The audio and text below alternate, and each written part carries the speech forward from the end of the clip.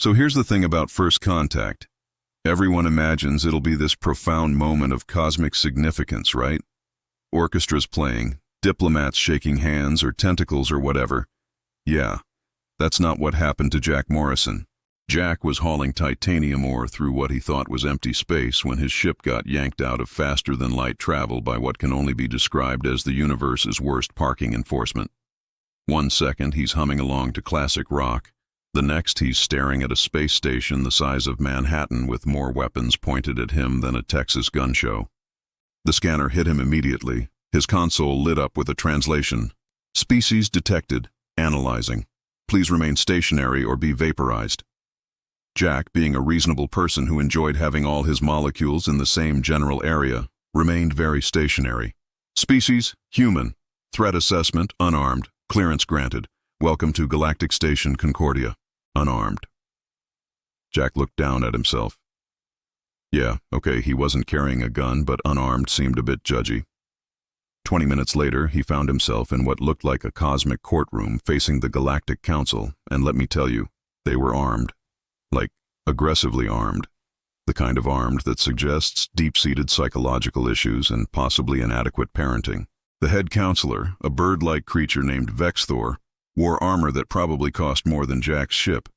He had a plasma rifle, 2 pistols, something that looked like a grenade launcher, and was that a sword? Who brings a sword to space? Human Jack Morrison, Vexthor announced, his voice modulated through a helmet he apparently never removed. You are the first of your species to achieve faster-than-light travel. We have scanned your vessel. We have scanned your person. Our findings are troubling. Jack perked up. Finally, some respect. You have no weapons. Jack deflated. I mean, I've got a wrench that's pretty hefty. The council chamber erupted in what Jack could only describe as concerned chittering. A mantis-looking delegate actually fainted. The whole thing was recorded by their system, which helpfully displayed. Human confirms improvised weapon capability. Threat level remains unarmed. Vexthor raised a wing for silence. This is unprecedented. Every species that has achieved space travel has done so while heavily armed. It is the only way to survive. You appear to have survived through sheer luck. Or competence, Jack offered. Unlikely. We are assigning you a protection detail. Crocs, Pip, please step forward. A 7-foot reptilian warrior covered in scales and weapons approached, followed by a creature that looked like a hamster had a baby with a nervous breakdown. The hamster was dragging a plasma cannon that was easily 3 times its size. Hi, squeaked Pip. Don't worry, we'll keep you safe from the galaxy. It's very dangerous out here. Everything wants to kill everything. Jack looked around at the council. Every single species was armored and armed like they were expecting the apocalypse on Tuesday. So let me get this straight. You've built this whole civilization based on mutual fear and overwhelming firepower? Correct, Vexthor said proudly. It has prevented major wars for 3 centuries. By making everyone too paranoid to start one? Precisely, you understand perfectly. Now, your species is clearly helpless, but we are not barbarians. You will be protected and integrated into our society. Crocs and Pip will show you around. As Jack was escorted out, he caught the system's display updating his file. Species, human. Natural weapons, none. Natural armor, none. Survival mechanism, unknown. Current status, confused. Threat level, adorable. Adorable. Jack had been called many things in his 34 years. Adorable was a new one, and he wasn't sure he liked it. The tour of Concordia Station was like being shown around a military base designed by someone having an active panic attack. Every corridor had defensive positions. Every restaurant had weapon racks. There was a daycare with a bunker. A bunker. For children. Alien children, sure, but still. So what are you armed with? Crocs asked, making conversation as they walked. His hand never left his rifle. Right now, a winning personality and crushing student debt. Crocs' translator apparently struggled with that. Your species uses debt as a weapon? Fascinating. Psychological warfare. Sure, let's go with that. Pip bounced along beside them, struggling with the plasma cannon. How do humans survive on your planet? What are your natural predators? Oh, we don't really have those anymore. We kind of became the apex predator a while back. Both aliens stopped walking. Without weapons? Pip's voice went up an octave. I mean, we made weapons. Tools. That's kind of our thing. But the scanner said you're unarmed. Crocs insisted. Yeah, right now, because I'm hauling cargo, not invading anybody. The concept seemed to break something in Crocs's brain. You voluntarily go without weapons? In space? Do you sleep in your armor? Yes. Oh, well, that's sad. They ended up in what passed for a bar. Though everyone was so heavily armed, it looked more like a militia meeting. Jack ordered something the bartender promised wouldn't kill him, which wasn't as reassuring as it should have been. Let me explain the galaxy to you, Croc said, gesturing with his drink. 3 weapons clinked against each other on his belt. Every species goes through what we call the Great Filter. You develop intelligence, you develop society, you develop weapons, or you die. Everything wants to kill you. Your planet's predators, other tribes, diseases, other species once you reach space. The only species that survive are the ones who arm themselves. Hence everyone looking like they're cosplaying a war zone, Jack said. I don't know what cosplaying means, but yes. We're alive because we're armed. You're alive because... Crocs trailed off. Why are you alive? Spite, mostly. The scanner overhead suddenly activated, focusing on Jack. Biometric shift detected in human subject. Elevated heart rate, increased blood flow, analyzing for threat. Conclusion, still unarmed. Additional conclusion, subject may require medical attention. Recommendation, therapy. I don't need therapy. I need you to stop scanning me every 5 minutes. Emotional outburst detected. Updating recommendation, urgent therapy. Pip patted Jack's leg sympathetically. It's okay. The system is just trying to help. It monitors all species for threat assessment. Keeps everyone safe. By assuming I'm helpless? By accurately assessing that you're helpless, Crocs corrected. No offense. None taken. Lots implied, though. An alarm blared. Red lights flashed. Every alien in the bar instantly drew weapons with a practiced ease that was honestly impressive. Jack just sat there holding his drink. Raiders! Someone shouted. Everyone to defensive positions. Vexthor's voice came over the intercom. Protect the human. He's unarmed. Jack sighed. This was going to be a long day. The Krath were, in Jack's professional opinion, overcompensating for something. They came through the station's docking bay like they were auditioning for a villain role in a bad action movie. All black armor, all big weapons, all growling and posturing. Their leader, a hulking brute named Scar, announced himself with the kind of monologue that suggested he practiced in the mirror. This station is now property of the Krath Dominion. Surrender your valuables and you will be allowed to live as our servants. The station's defenders, which was basically everyone, pointed roughly 4,000 weapons at the 30 or so raiders. This, Jack thought, should be simple math. Except the Krath had positioned themselves near the station's reactor controls. Classic hostage situation. Everyone froze in a very armed stalemate. Crocs, Jack whispered. You got any flashbangs? Any what? Stun grenades? Smoke bombs? Anything that distracts without killing? Crocs looked offended. Why would we have weapons that don't kill? That's the point of weapons. Jack pinched his nose. Okay, new plan. When I move, you shoot the ceiling above them. Not at them, above them. That's a terrible tactical position. Trust me. You're unarmed. Why would I trust you? Because I'm too stupid to be scared, apparently. Before Crocs could stop him, Jack stood up and walked toward the raiders. Every weapon in the room tracked him. The collective safety clicking sound was like a mechanical chorus. Human!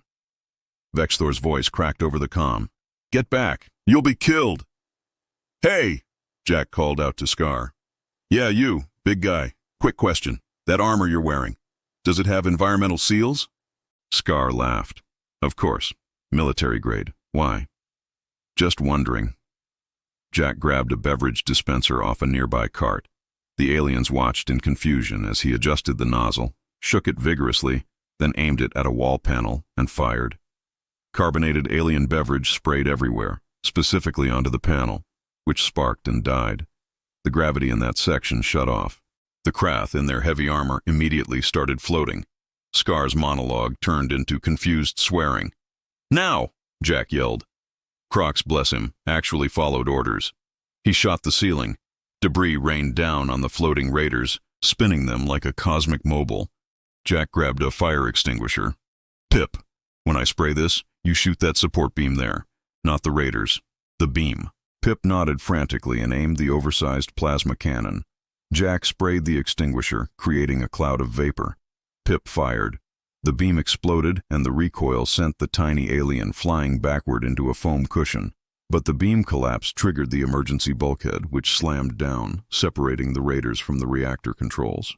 The floating Krath were now trapped in a zero-gravity section, covered in debris and beverage, spinning helplessly. Station security, who apparently needed a human to solve their tactical problem, moved in and restrained the raiders with embarrassing ease.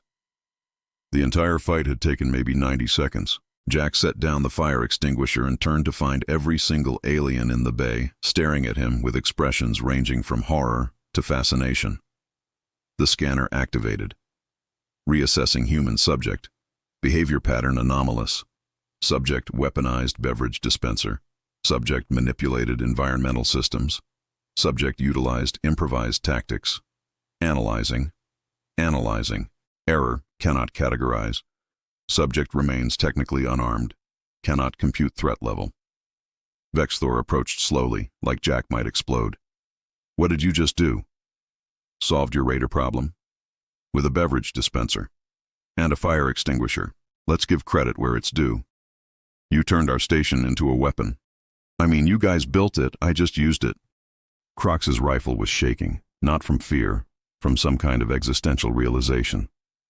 "You fought without weapons." "No," Jack corrected.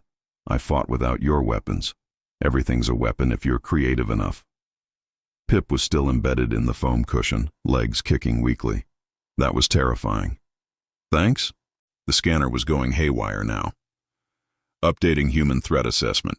Warning, previous assessment incorrect. Recalculating. Species, human. Status, currently not holding weapons. Threat level, calculating. Stand by. Jack brushed some ceiling debris off his shoulder. "So, anyone else hungry? That was a decent workout." The silence that followed was deafening. The emergency council session happened 3 hours later. Jack wasn't invited, but he could hear the yelling from his assigned quarters. Apparently soundproofing was less important than armor plating in alien architecture. Vexthor had pulled up Earth's entire historical database. Turns out humans had been broadcasting reality TV and documentaries into space for decades, and the galaxy had mostly ignored it as primitive entertainment. They weren't ignoring it anymore. Jack got called in around hour 2. The council chamber looked like the aftermath of an existential crisis. Vexthor's armor had scorch marks from nervous plasma discharge. Half the delegates were rocking back and forth. Pip was in a corner, hugging the plasma cannon like a security blanket. "Jack Morrison," Vexthor began, his voice strained. "We have been reviewing your species' history." "Oh good. Did you get to the part where we landed on the moon? That was pretty cool." "We got to the part where you fought wars with rocks while simultaneously inventing agriculture." "Oh, less cool." "Yeah, we were working some stuff out." A delegate who looked like a very angry octopus slammed a tentacle on the desk. "Your species hunted prey by following it until it collapsed from exhaustion. For days, sometimes weeks. Persistence hunting, yeah. We're not fast, but we're really good at the whole not-stopping thing." "You domesticated wolves," another delegate added. "Apex predators. You made them into pets. Dogs are great. You throw objects with accuracy that requires other species to use computerized targeting systems. Baseball's a fun sport." Vexthor pulled up a video. It showed human history and fast forward. Stone tools, bronze weapons, iron, steel, gunpowder, nuclear weapons. In 10,000 years, you went from rocks to splitting atoms. Most species take 100,000 years to achieve spaceflight. You did it in, comparatively, an afternoon. "We're quick learners?" "You're terrifying," Pip squeaked from the corner. "Your planet tried to kill you constantly, and you just kept inventing new ways to kill it back. Predators? You hunted them to extinction. Ice Age. You made clothes. Diseases. You invented medicine by trial and error, which means you just tried things until something worked or you died. That's a very glass-half-empty view of human tenacity. Croc stood up. He'd removed most of his weapons, which Jack had learned was the alien equivalent of stripping naked. I've been thinking about the fight. You didn't defeat the Krath with superior firepower. You defeated them by making everything around you into a weapon. The station, gravity, atmosphere, even carbonated beverages. Again, Fire Extinguisher deserves some credit. This is what you do, Crocs continued. Humans don't carry weapons because you are weapons. Your entire evolution was one long exercise in weaponizing your environment. That's a bit dramatic. Vexthor pulled up another file. We scanned every human who's entered the Galactic database, 47 in total. All of them flagged as unarmed. We thought you were a species of pacifists. We're really not. We know that now. We analyzed the pattern recognition capabilities of your species. You can identify faces in clouds. You see threats that don't exist. You make connections between unrelated phenomena and call it intuition. Sounds like you're describing paranoia.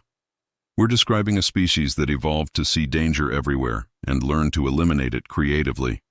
You don't need weapons because you never stop thinking about how to make them. Jack sat down. This was getting heavy. Look, humans aren't special. We just adapt. That's the whole evolutionary thing, right? Every species adapts. An insectoid delegate buzzed. But most species adapted with natural weapons. Claws, venom, armor, speed. You adapted by having none of those things and compensating with intelligence and creativity. You're a species built entirely on the concept of making up for not being naturally dangerous by becoming artificially dangerous through sheer spite. When you put it that way, it sounds almost impressive. The scanner, which had been running continuous analysis, finally chimed in. Assessment complete. Species, human. Natural weapons, none. Artificial weapon capacity, unlimited. Threat assessment, context dependent. Current status, subject Jack Morrison is seated and calm. Threat level, minimal. Projected threat level if provoked. Recalculating. Error, insufficient data on human creativity limits. Cannot establish maximum threat ceiling. Pip started crying. Actual tears. We've been carrying weapons our whole lives. Training with them. Defining ourselves by them. But you're the weapon. The weapons are just accessories. I feel like we're overthinking this. Vexthor's feathers ruffled. The Krath will return. They always do. Larger force, better prepared. Yeah, probably. And you'll what? Use another beverage dispenser? Jack grinned. I'll think of something. That's what terrifies me, Vexthor muttered. The council sat in silence, processing the revelation that they'd welcomed the galaxy's first species of MacGyvers. So, Jack said finally, am I still adorable? No, Vexthor said flatly. Absolutely not. The Krath came back exactly 4 days later with 12 ships, 200 raiders, and what Scar called a foolproof plan. He announced this very loudly over the station's comm system after blasting through the outer defenses. Humans, we have studied your tactics. We are prepared. We have magnetic boots for your gravity tricks. We wear environmental suits under our armor. We will not be defeated by beverage dispensers. Jack, who was in the station's command center with Vexthor and the council, nodded appreciatively. Points for learning from mistakes. This is a disaster, Vexthor muttered. We need to evacuate. Or, Jack said slowly, and hear me out here, we try something crazy. More crazy than fighting with beverages? Way more. We fight like humans. Crocs, who'd apparently been studying human military history for 4 days straight and looked like he needed sleep, perked up. Explain. You all fight with weapons, which is fine. But weapons are tools designed for specific jobs. You're limited by what they can do. Humans? We're not limited because we don't think in terms of proper weapon usage. We think in terms of what will hurt the other guy most effectively. Pip dragged in a whiteboard that was taller than they were. I found this in storage. Humans use these for planning. Yeah, that's perfect. Jack grabbed a marker. Okay, here's what we're going to do. First, we're not defending. We're attacking. We're outnumbered 10 to 1. A delegate protested. Right, which means they're expecting us to defend. Crocs, you know the station's life support system? Of course. Can you reroute it to create pressure differentials between sections? Crocs's eyes went wide. That would create wind, strong wind in enclosed spaces. Yeah, wind. Now, Pip, those plasma cannons you all carry, can they be set to overload? Yes, but that would destroy them. Exactly. We're making bombs, timed bombs, placed in specific corridors. Vexthor was catching on. You want to herd them. Use the pressure differentials to push them toward prepared positions. Now you're thinking like a human, but we're not killing them. We're scaring them. Scaring them? Jack drew on the whiteboard. Psychological warfare. You all have spent 3 centuries in mutually assured destruction stalemates. You understand overwhelming force. The Krath understand overwhelming force. What none of you understand is confusion and fear of the unknown. He outlined the plan. It was stupid. It was reckless. It had at least 15 points of catastrophic failure. The Council loved it. 20 minutes later, Scar and his raiders were inside the station, moving in tactical formations, being very professional. They had sensors, they had intel, they had numerical superiority. What they didn't have was any understanding of what was about to happen. The lights went out. Emergency lighting kicked in, but dimmed and flickering. Eerie. Then the wind started. Pressure differentials creating howling gusts through corridors. Raiders stumbled. Formations broke. Pip's overloading plasma cannons exploded in sequence, not near the raiders, but in corridors they'd already passed, cutting off retreat. The explosions were timed to sound like they were getting closer. Music started playing over the station's speakers. Earth music, specifically the kind of ominous, building tension music from horror movies. Crocs had curated a playlist. "What is this?" Scar demanded over comms. "This is us being creative," Jack replied. He was controlling the show from the command center, switching camera feeds, coordinating timing. Gravity switched off and on in random patterns. Raiders would float, then crash down. Never long enough to adapt. Just long enough to disorient. Holographic projectors, normally used for advertising, started displaying images. Human images. Specifically humans from horror movies, zombies, monsters, that one creepy girl from The Ring. "They're trying to scare us," Scar roared. "We are Krath warriors. We fear nothing." That's when Jack deployed Phase 2. Vexthor, Crocs, Pip, and 50 volunteers appeared in corridors, not with guns, with improvised weapons, pipes, chairs.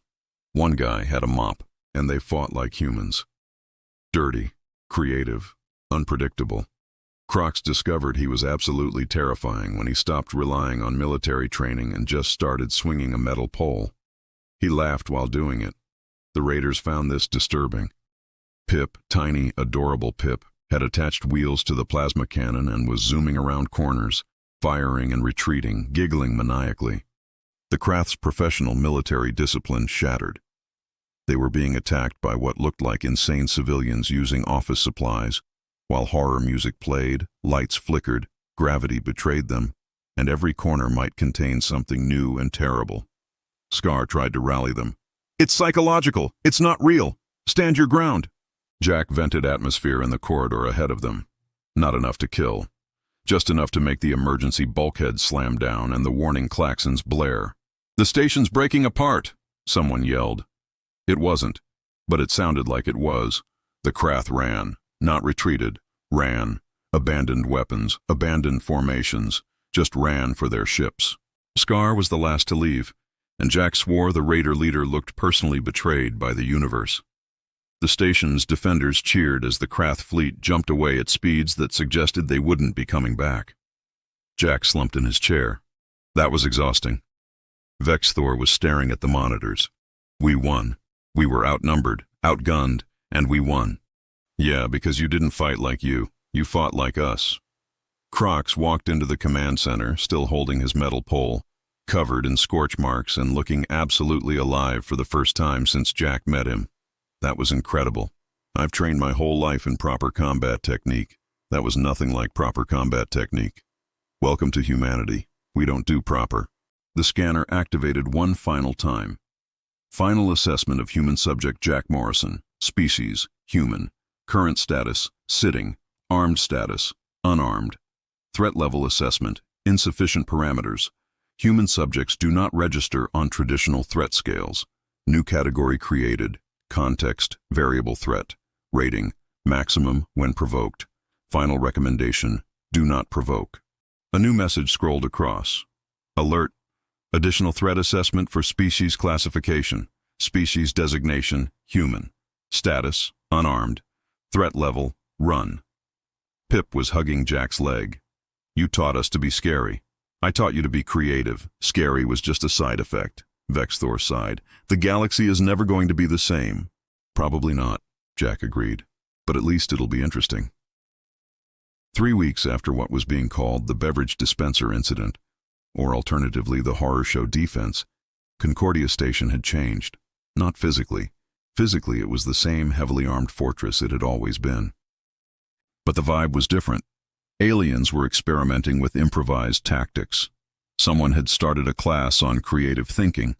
Crocs was teaching fighting without your primary weapon, a survival course. The course was wildly popular. Jack found Vexthor in his office, which had been redecorated. Less weapons on the walls, more human cultural artifacts, including, inexplicably, a rubber duck. It was in a human tactical manual, Vexthor explained, noticing Jack's stare.